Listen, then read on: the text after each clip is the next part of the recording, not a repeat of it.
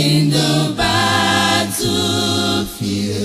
Never mind, we shall meet again. The days were full of tension. Fear pervaded and frustration was prevalent. It seemed though the world was coming to an end. Our men and teenagers were conscripted into the army.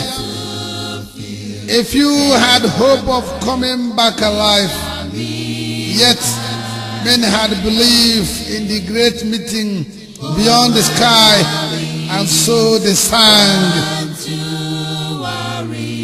The Son of God was their hope, so they consoled their loved ones and they sang 30 months of misery.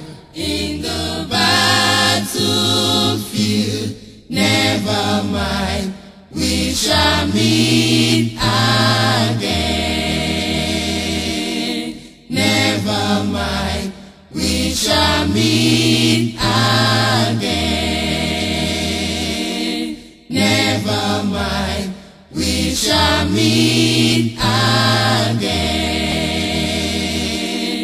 Oh my Father, don't you worry.